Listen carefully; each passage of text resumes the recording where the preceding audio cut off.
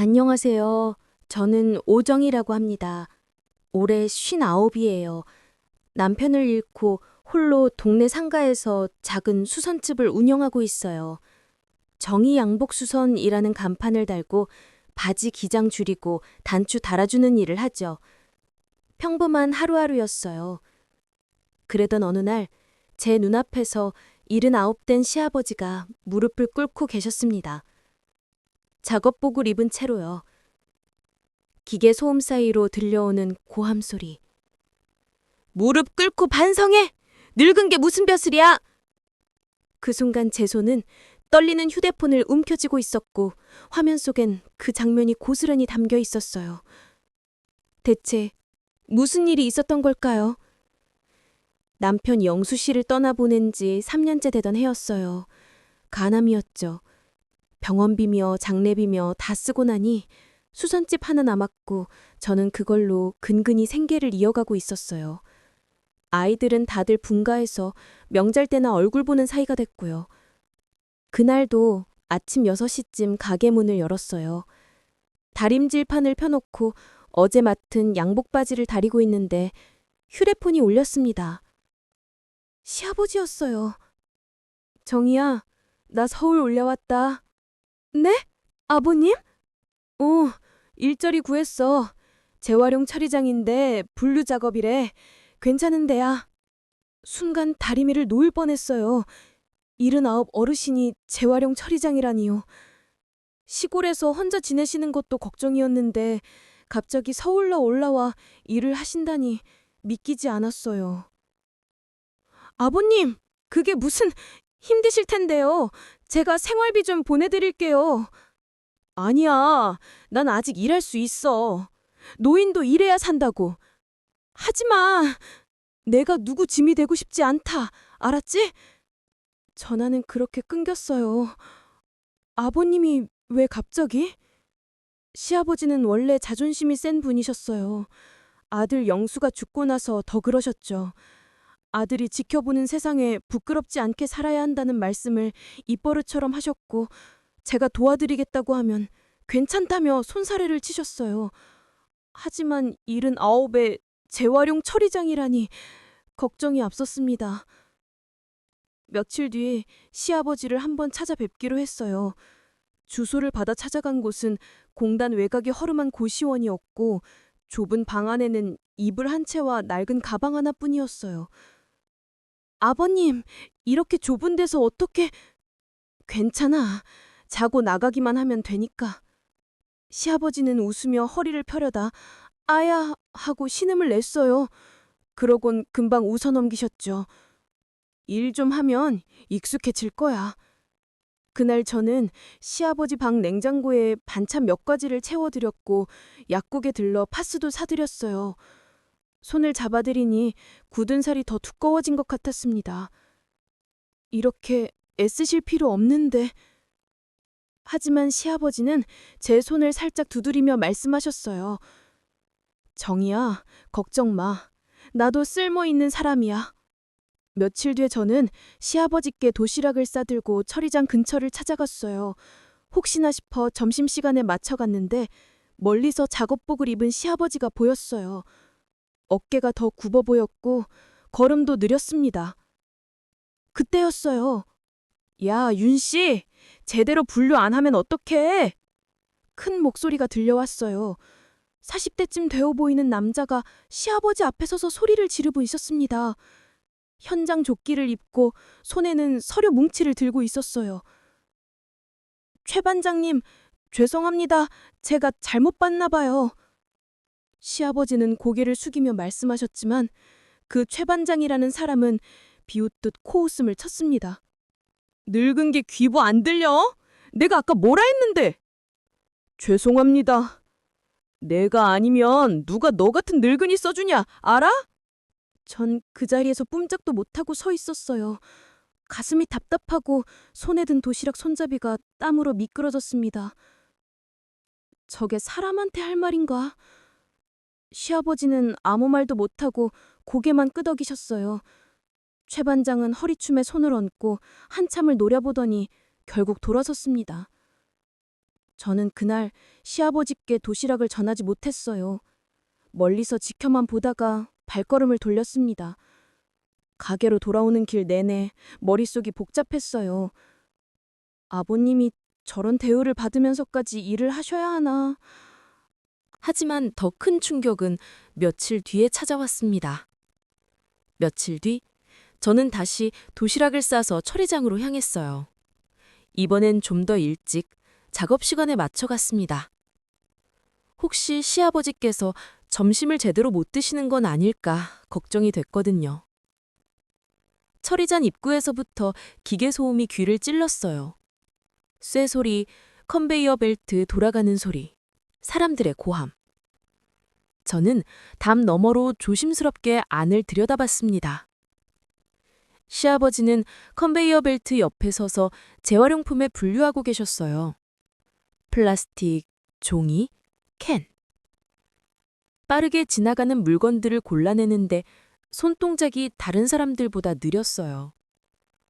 어깨를 으쓱하며 허리를 펴려다 다시 구부리시는 모습이 보였습니다. 그때 저 멀리서 최 반장이 다가오는 게 보였어요. 야, 윤 씨, 뭐 하는 거야? 최 반장이 시아버지 앞으로 성큼성큼 걸어왔어요. 손에는 분류함을 하나 들고 있었고 얼굴은 벌겋게 상기되어 있었습니다. 이게 뭐야? 캔이랑 플라스틱이랑 섞여 있잖아. 죄송합니다. 제가 잘못 봤나 봐요. 시아버지는 황급히 고개를 숙이며 손을 내밀었어요. 하지만 최 반장은 그 손을 뿌리쳤습니다. 잘못 봤어? 귀가 안 들리니까 눈도 안 보이나? 죄송합니다. 다음부턴 조심하겠습니다. 조심?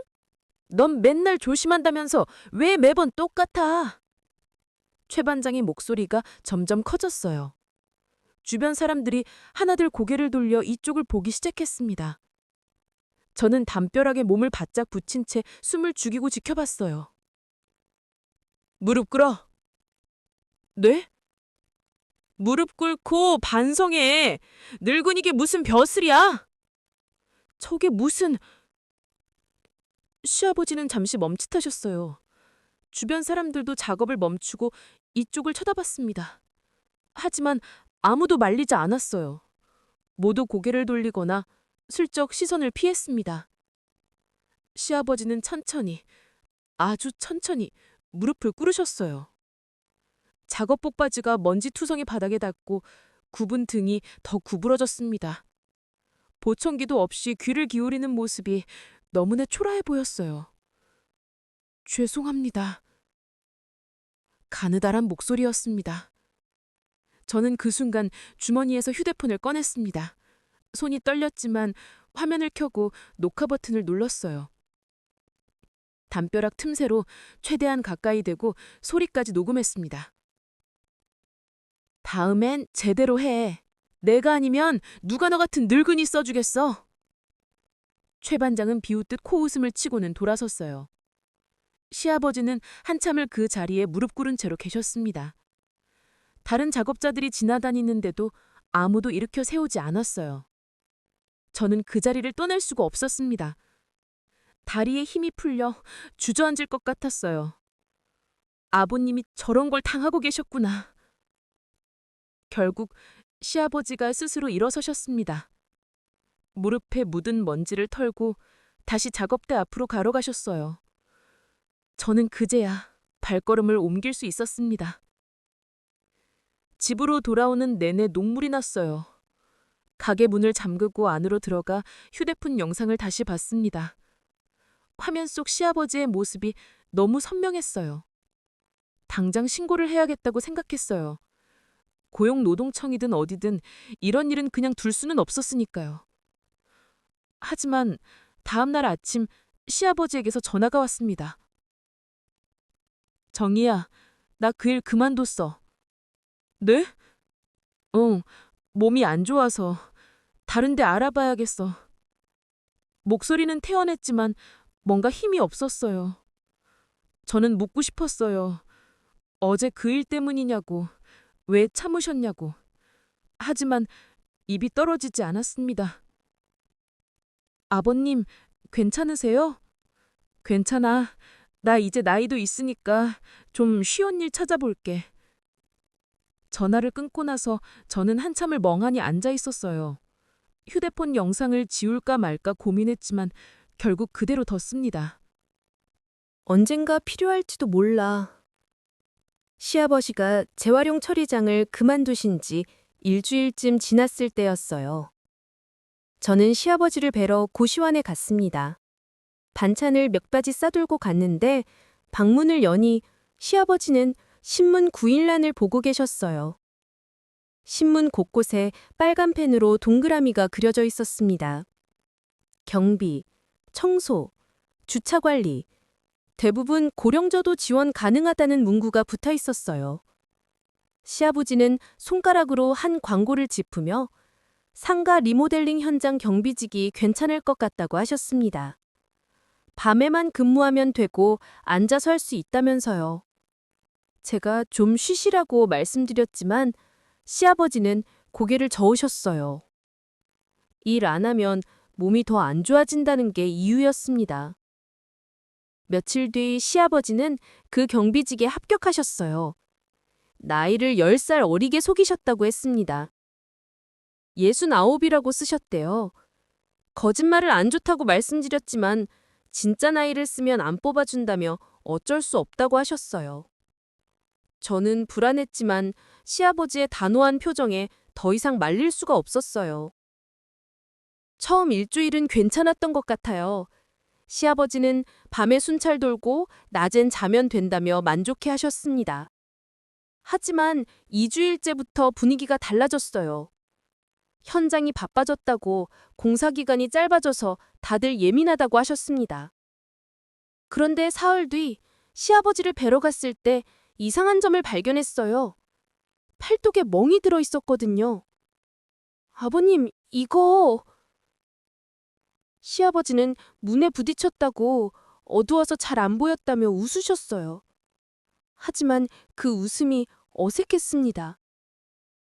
제가 혹시 현장에서 무슨 일이 있냐고 묻자 아무것도 없다고 하셨지만 눈빛이 흔들렸어요. 뭔가 숨기고 계신다는 걸 알 수 있었습니다.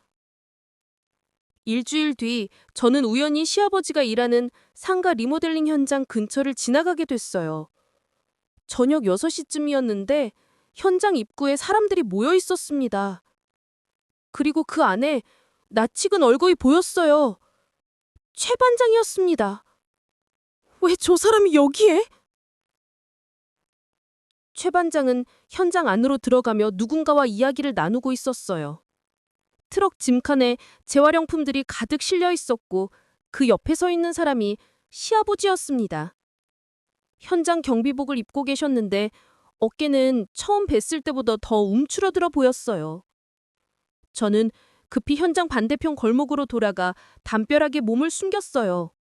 그리고 조심스럽게 두 사람의 대화를 엿들었습니다.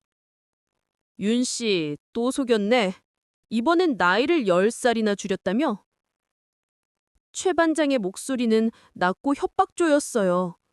시아버지는 고개를 숙인 채 아무 말도 못하셨습니다. 최 반장은 시아버지 주위를 빙 돌며 말을 이었어요.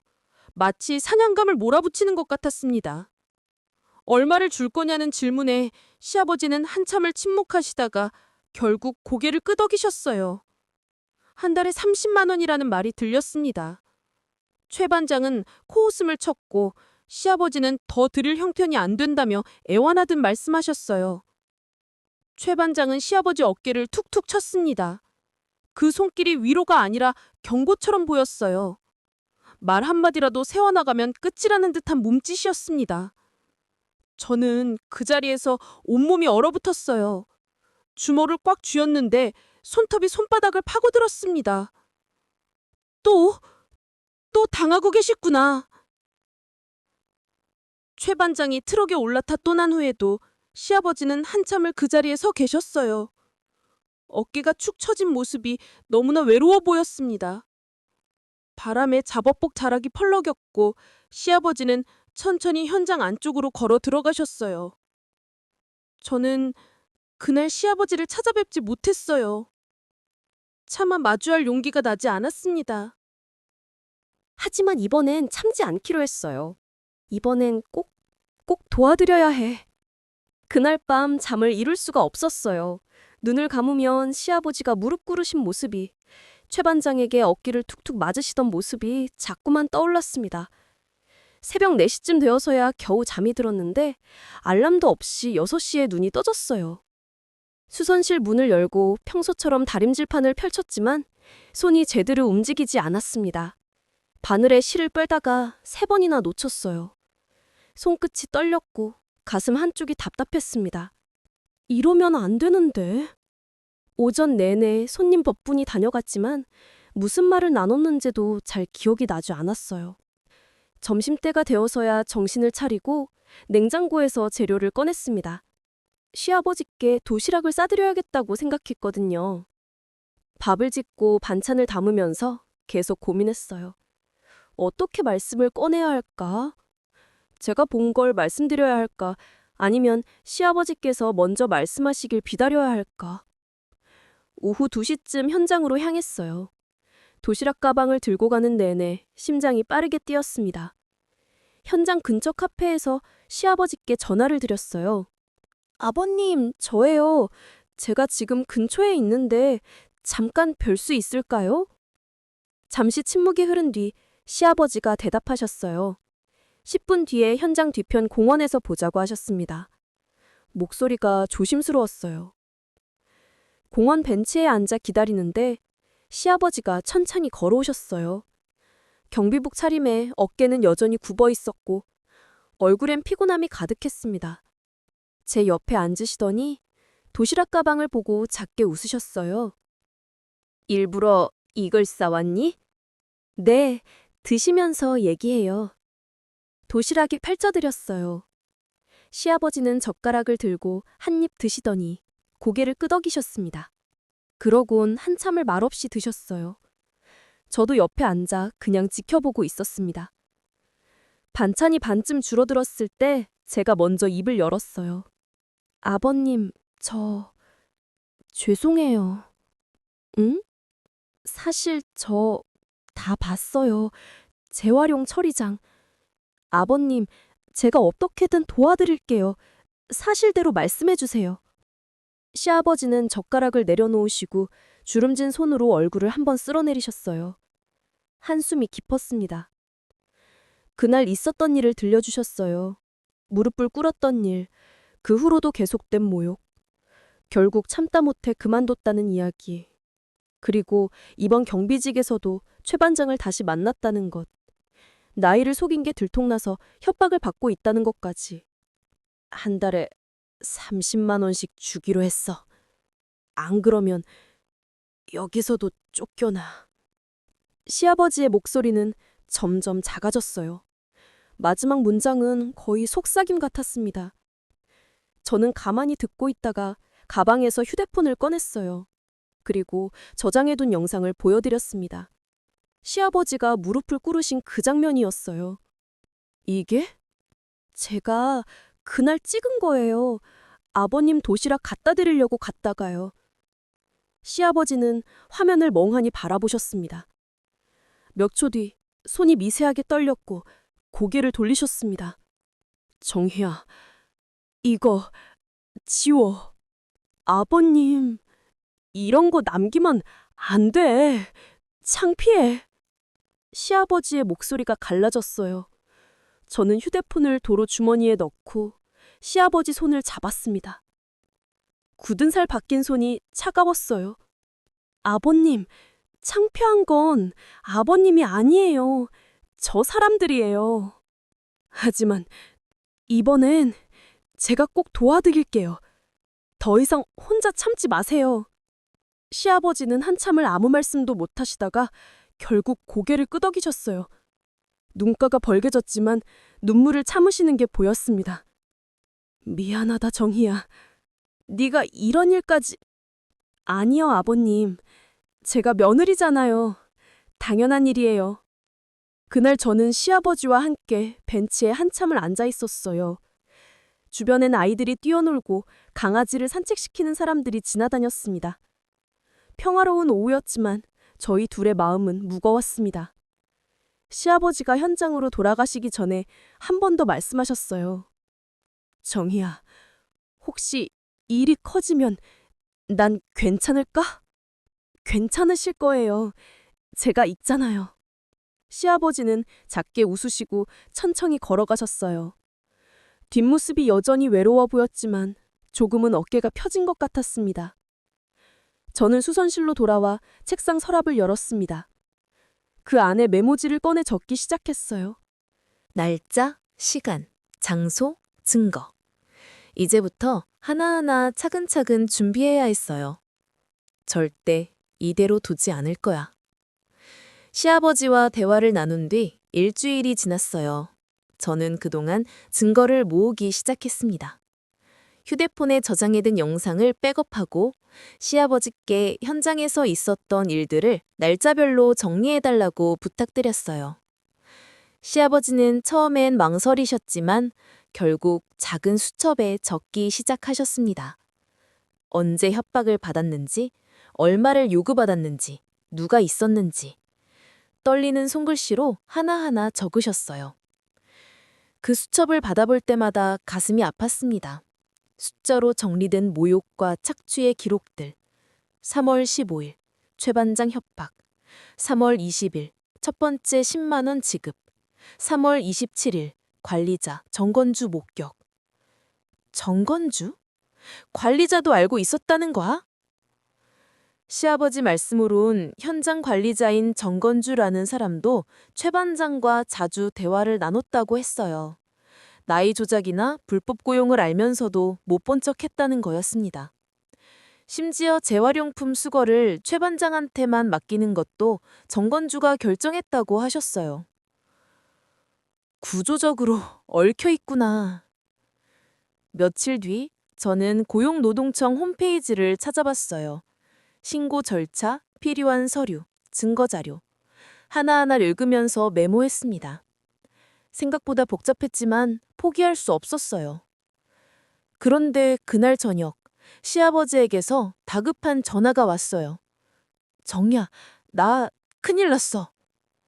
목소리가 떨리고 있었습니다. 심장이 철렁 내려앉았어요. 무슨 일이세요? 시아버지는 말을 잇지 못하셨어요. 한참 뒤에야 겨우 말씀을 이어가셨습니다. 오늘 최 반장이 현장에 왔는데 시아버지가 수첩에 뭔가 적는 걸 봤다는 거예요. 뭘 적느냐고 추궁했고 시아버지가 그냥 일정표라고 둘러댔지만 최 반장이 의심하는 눈빛이었다고 하셨어요. 수첩 빼앗으려고 했어. 내가 주머니에 넣고 버텼는데. 시아버지의 숨소리가 거칠었어요. 저는 급히 물었습니다. 지금 어디 계세요? 다치신 데는 없으세요? 괜찮아. 고시원이야. 근데 정희야, 최 반장이 내일 다시 온대. 수첩 보여주지 않으면 여기서 당장 쫓아내겠다고. 전화 너머로 시아버지의 한숨이 들렸습니다. 깊고 지친 한숨이었습니다. 아버님, 절대 수첩 주시면 안 돼요. 제가 지금 바로 갈게요. 전화를 끊고 저는 급히 가게 문을 잠갔어요. 외투를 걸치고 가방을 매는데 손이 떨렸습니다. 진정하려고 심호흡을 몇 번 했지만 가슴 두근거림은 멈추지 않았어요.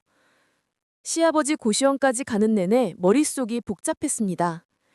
최 반장이 의심하기 시작했다는 건 이제 시간이 없다는 뜻이었어요. 당장 신고를 해야 할까 아니면 증거를 더 모아야 할까. 서두르면 실수할 수 있어. 하지만 늦으면. 고시원 문을 두드렸을 때 시아버지가 문을 여셨습니다. 평소보다 얼굴이 더 수척해 보였고 눈가엔 다크서클이 짙게 내려앉아 있었어요. 방 안으로 들어가니 책상 위에 수첩이 놓여 있었습니다. 저는 그걸 집어들고 한 장 한 장 넘겨봤습니다. 시아버지의 떨리는 글씨, 억울함이 고스란히 담긴 기록들. 아버님, 이거 제가 가지고 있을게요. 안전한 곳에 보관하고 사본도 만들어 둘게요. 시아버지는 고개를 끄덕이셨지만 불안한 표정이었습니다. 창밖을 흘끔 보시더니 작게 말씀하셨습니다. 정희야, 내가 너한테 짐만 되는 것 같아. 무슨 말씀이세요? 이러다 너까지 위험해지면 어떡하냐. 차라리 내가 참고 살까? 시아버지의 목소리가 점점 작아졌습니다. 저는 시아버지 앞에 앉아 눈을 마주했습니다. 아버님, 참는다고 인정받는 건 아니에요. 아버님이 겪으신 일은 절대 참아야 할 일이 아니에요. 시아버지는 입술을 꽉 깨물고 계셨습니다. 주름진 손이 무릎 위에서 떨렸습니다. 그날 밤 저는 시아버지 방에서 한참 더 있다가 돌아왔어요. 집으로 가는 길에 편의점에 들러 복사기를 찾았습니다. 수첩을 한 장 한 장 복사하고 휴대폰으로도 사진을 찍어뒀어요. 집에 도착해서는 증거 파일들을 정리했습니다. 영상, 수첩 사본, 날짜별 정리 자료 모두 USB에 저장하고 클라우드에도 백업했어요. 새벽 2시가 넘어서야 잠자리에 들었는데 눈이 감기지 않았습니다.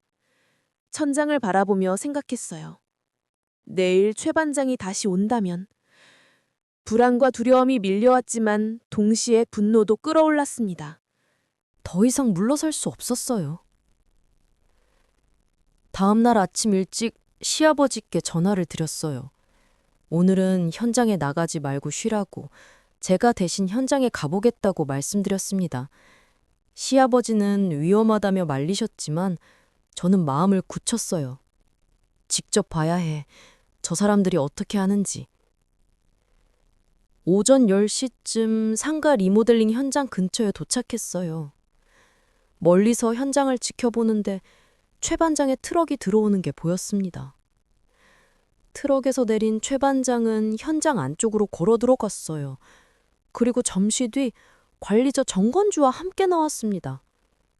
두 사람은 담배를 피우며 무언가 이야기를 나누고 있었어요. 저는 조심스럽게 가까이 다가가 담벼락 뒤에 숨었습니다. 두 사람의 대화가 조금씩 들려왔어요. 윤 씨, 그 영감, 요즘 이상해. 뭔가 적고 있더라고. 최 반장의 목소리였습니다. 정건주가 한숨을 쉬며 대답했어요. 그냥 내보내면 안 돼? 귀찮게? 내보내면 입 터질 수도 있잖아. 확실하게 막아야지. 두 사람의 대화는 계속됐어요. 어떻게 입을 막을 건지, 증거가 있을지 없을지. 저는 숨을 죽이고 휴대폰 녹음 버튼을 눌렀습니다. 이것도 증거야. 하나하나 다 모아야 해. 녹음을 마치고 현장을 빠져나올 때 손이 바들바들 떨렸어요. 주머니 속 휴대폰이 마치 뜨거운 돌덩이처럼 느껴졌습니다. 최 방장과 정건주의 대화는 명확했어요. 입을 막겠다는 협박, 증거를 없애려는 계획. 더 이상 기다릴 수 없어. 소장실로 돌아와 곧바로 고용노동청 홈페이지에 접속했어요. 빈칸을 하나씩 채워나갔습니다. 피해자 인적사항, 사업장 정보, 위반 내용. 손가락이 키보드 위에서 바쁘게 움직였어요. 첨부 파일란에는 모아둔 증거들을 올렸습니다. 무릎 꿇은 영상, 수첩 사본 스캔 파일, 오늘 녹음한 음성 파일. 파일 용량을 확인하고 업로드 버튼을 눌렀어요. 로딩바가 천천히 채워지는 게 숨이 막힐 듯 답답했습니다. 업로드 완료. 제출 버튼 위에 마우스를 올렸을 때 잠시 망설여졌어요. 이 버튼을 누르는 순간 모든 게 시작되는 거였으니까요. 되돌릴 수 없는 일이었습니다. 아버님을 지켜야 해. 클릭했습니다. 신고가 접수되었다는 메시지가 화면에 떴어요. 접수 번호와 함께 담당자 연락이 곧 갈 거라는 안내문이 보였습니다. 저는 화면을 캡처해두고 시아버지께 신고 완료 문자를 보냈어요. 답장은 한참 뒤에 왔습니다. 짧은 감사 인사였지만 그 안에 담긴 마음이 느껴졌어요. 이틀 뒤 고용노동청에서 전화가 왔어요. 담당 조사관이라고 자신을 소개한 여성은 제출한 자료를 검토했다고 했습니다. 증거가 명확해서 신속하게 단속을 진행하겠다고 일주일 이내에 현장 조사가 이뤄질 거라고 알려주셨어요. 피해자분께는 안전하게 계시라는 당부도 함께요. 전화를 끊고 나서 한동안 멍하니 앉아 있었어요. 드디어 시작됐다는 안도감과 앞으로 어떻게 될지 모른다는 불안감이 동시에 밀려왔습니다. 시아버지께 조사관과 나눈 이야기를 전했어요.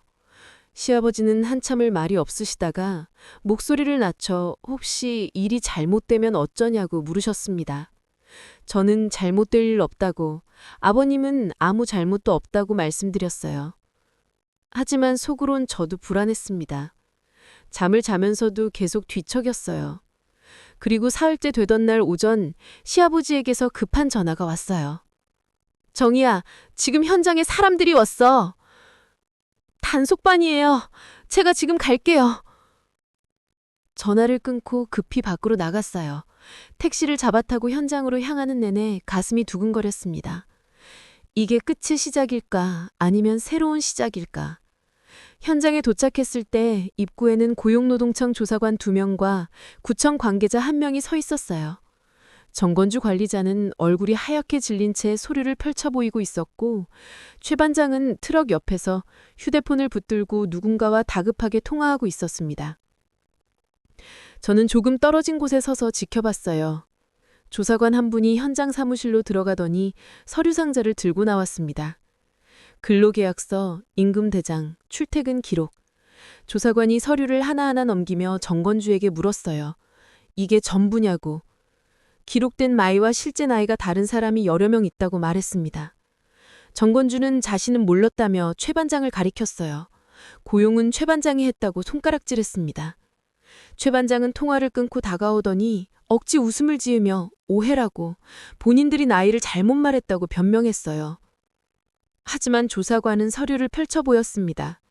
수정 테이프로 덧칠한 흔적, 같은 펜으로 다시 쓴 숫자, 같은 필체로 여러 명의 나이가 수정돼 있는 증거였어요. 최 반장의 얼굴이 굳어졌습니다. 또 다른 조사관이 현장 근로자들을 하나씩 불러 면담을 시작했어요. 시아버지도 그중 한 분이셨습니다. 시아버지는 떨리는 목소리로 그간의 일을 이야기하셨어요. 무릎 꿇었던 일, 협박받았던 일, 돈을 뜯긴 일. 조사관은 고개를 끄덕이며 노트에 받아 적었습니다. 증거 자료가 있냐는 질문에 시아버지가 저를 바라보셨어요. 저는 천천히 다가가 조사관께 인사를 드렸습니다. 저는 피해자의 며느리입니다. 영상과 녹음 파일 신고할 때 제출했어요. 조사관은 저를 알아보는 듯 고개를 끄덕였어요. 그 자료들 덕분에 신속하게 단속할 수 있었습니다. 그 말에 시아버지가 저를 바라보셨어요. 눈가가 촉촉이 젖어 있었습니다. 조사관들은 현장을 폐쇄한다는 공문을 붙이고 최 반장과 정건주에게 출석 통지서를 전달했어요. 최 반장은 끝까지 항변했지만 증거 앞에서 더 이상 할 말이 없었습니다. 불법 고용, 나이 조작, 임금 착취, 협박. 조사관은 모두 명백한 노동법 위반이며 형사 고발도 검토하겠다고 단호하게 선언했어요. 그 목소리가 현장에 울려 퍼졌습니다. 최 반장은 트럭 문을 쾅 닫고 시동을 걸었지만 경찰차가 막아섰습니다. 구청에서 요청한 경찰이 동행한 거였어요. 정건주는 바닥에 주저앉아 고개를 떨구고 있었습니다. 모든 게 끝났다는 표정이었어요. 저는 시아버지 곁으로 다가갔어요.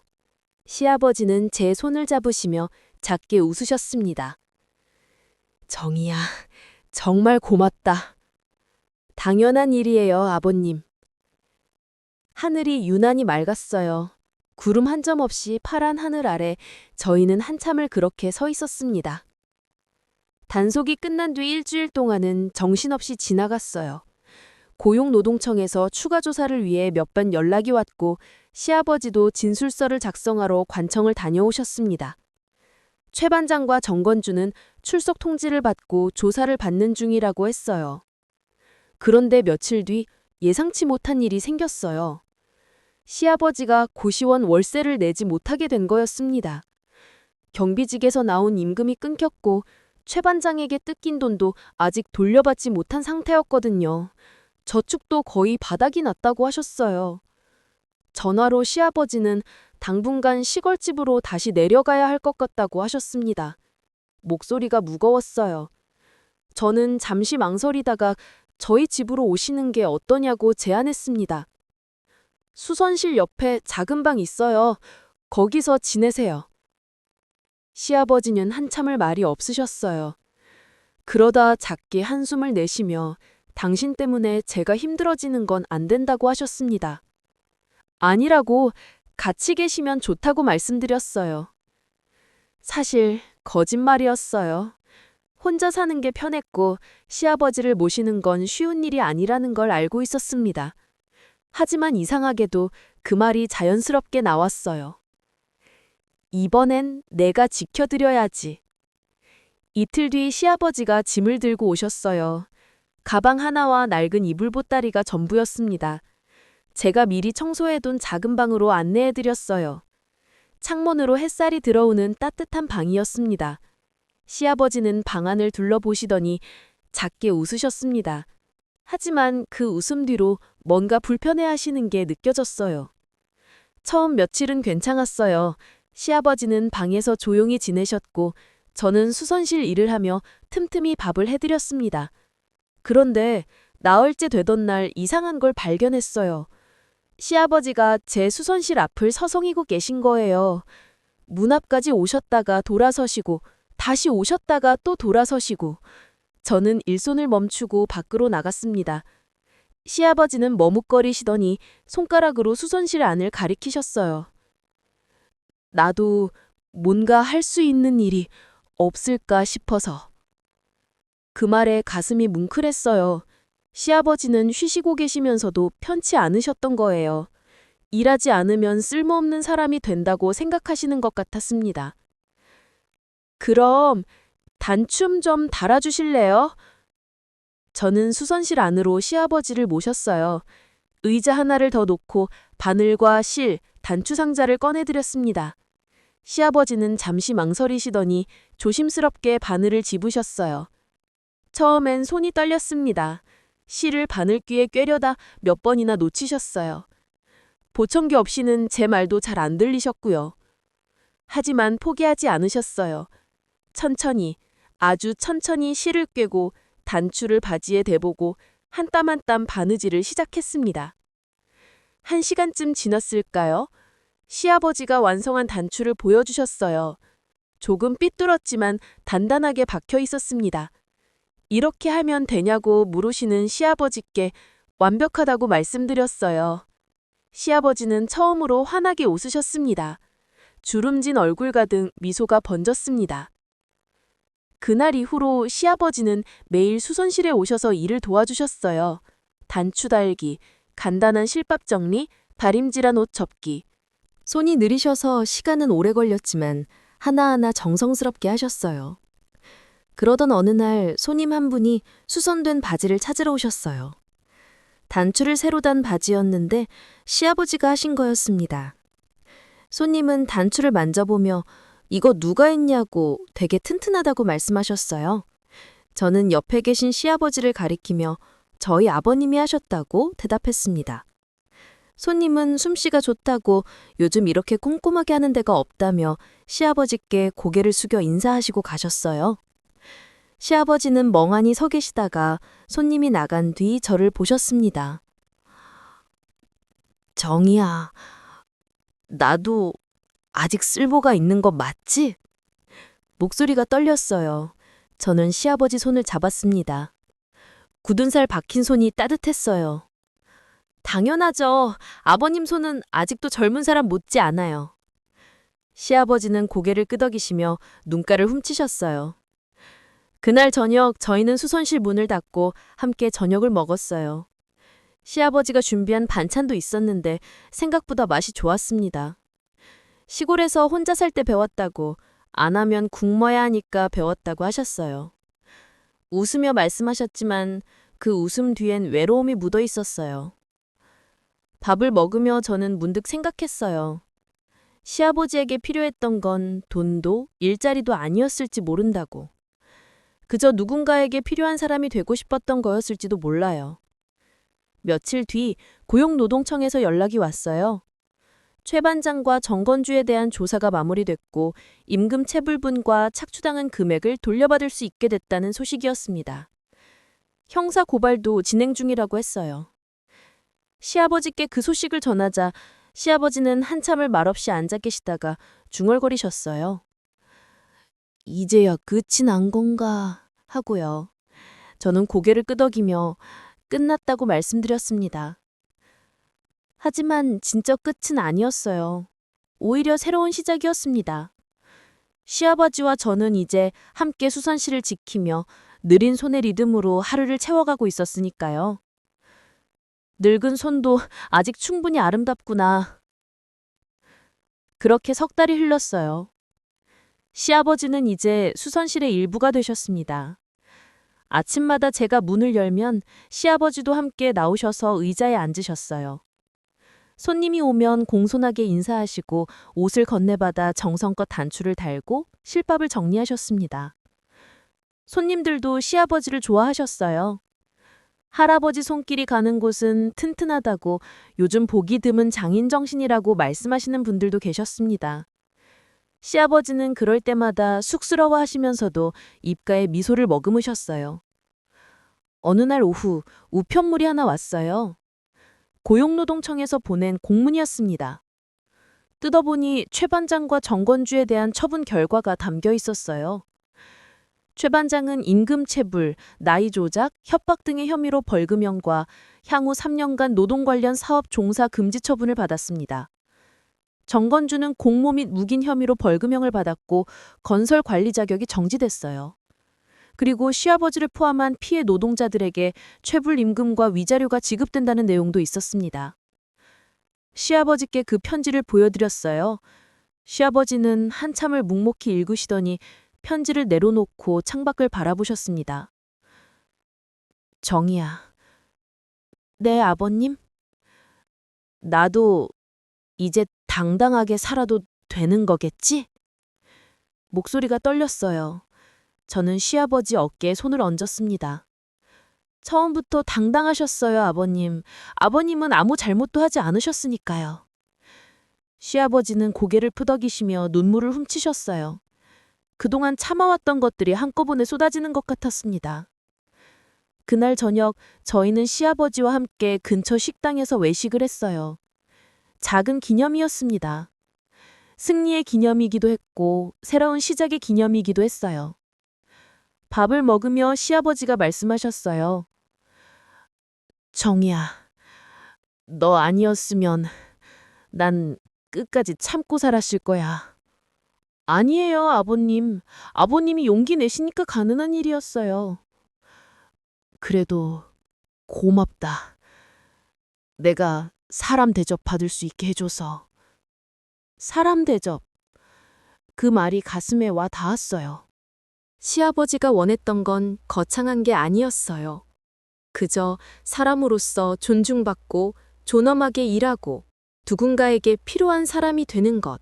그게 전부였습니다. 아버님, 저야말로 고마워요. 덕분에 저도 많이 배웠어요. 뭘 배웠는데? 참는다고 존중받는 건 아니라는 것. 그리고 늙었다고 쓸모없는 게 아니라는 것. 시아버지는 빙그레 웃으시며 밥을 한 숟가락 더 드셨어요.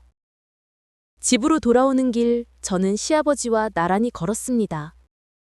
가로등 아래 우리의 그림자가 길게 늘어져 있었어요. 느리지만 함께 걷는 두 사람의 그림자. 며칠 뒤 수선실에 새로운 간판을 달았어요. 정의양복 수선이라는 간판 옆에 작은 나무판을 하나 더 붙였습니다. 함께 만드는 손길. 시아버지가 보시고 물으셨어요. 이게 무슨 뜻이요? 저 혼자 하는 게 아니라 아버님이랑 함께 하는 곳이라는 뜻이에요. 시아버지는 한참을 그 간판을 바라보시다가 제 손을 꼭 잡으셨습니다. 아무 말 없이 그냥 꼭 잡고 계셨습니다. 그날 밤 저는 수선실 정리를 하며 생각했어요. 시아버지를 도우면서 제가 더 많이 배웠다는 걸요.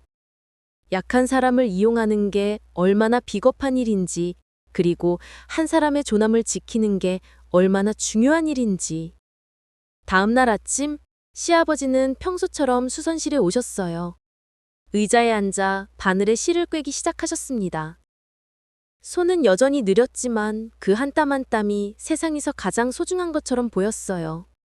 정희야, 바느질은 귀로 듣는 게 아니더라. 그럼요. 손이 기억하잖아요. 두 사람은 바늘과 실 사이로 미세하게 떨리는 바람을 느꼈어요. 늙은 손의 느린 리듬은 세상이 잊은 존엄을 다시 꿰매고 있었습니다. 창밖으로 햇살이 들어왔어요. 따뜻하고 부드러운 빛이 수선실을 가득 채웠습니다. 시아버지여 주름진 손 위로, 제 손 위로, 그리고 우리가 함께 만들어가는 모든 것들 위로. 이제 저는 알아요.